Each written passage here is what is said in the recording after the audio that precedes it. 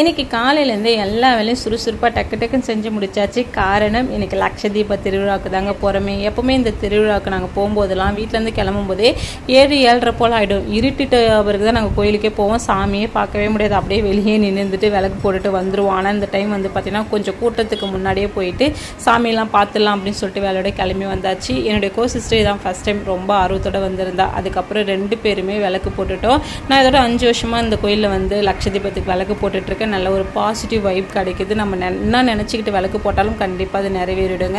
நான் மிஞ்சி போனேன்னா வேண்டிக்கு போகிறோம் எல்லாரும் நல்லா இருக்கணும், நம்ம சுற்றி இருக்கிறவங்க நம்ம கூட இருக்கிற எல்லாருமே வந்து நல்ல உடல் ஆரோக்கியத்தோடு இருக்கணும். அதுக்கப்புறம் நம்மளுக்கு எந்த ஒரு கஷ்டம், எந்த நேரத்தில் எந்த ஒரு கஷ்டம் வந்தாலும் ஒரு சிறு புன்னகையோடு அந்த கஷ்டத்தை வந்து கடந்து போயிடணும். அந்தளவுக்கு தைரியத்தை கொடு கடவுளே அப்படின்னு சொல்லி வேண்டிக்கிட்டு விளக்கு போட்டாச்சுங்க.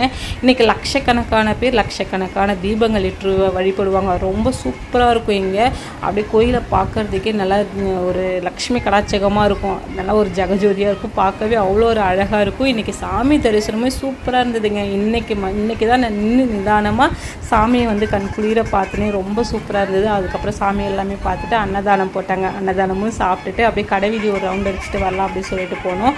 ஆனால் ஒன்று கூட வாங்கலை. நம்ம வந்து இந்த டீ வடிகட்டுறதும் தோசைக்கல்ல தடவுறதை மட்டும்தான் வாங்கினோம். அதுக்கப்புறம் தண்டமேனு ஒரு கேமில் போய் 50 ரூபா தொலைச்சிட்டு வந்துட்டோம்.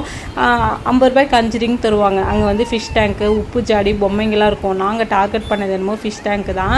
5 பேரும் போட்டோம். ஆனால் ஒன்றுத்தில் கூட உழவே இல்லை. அப்புறம் என்ன பண்ணுறது, சரி இந்த சோகத்தை மறைக்க கண்டிப்பாக ஐஸ்கிரீம் சாப்பிட்டே ஆகணுன்ட்டு ஐஸ்கிரீம் சாப்பிட்டு வீட்டுக்கு கிளம்பியாச்சு.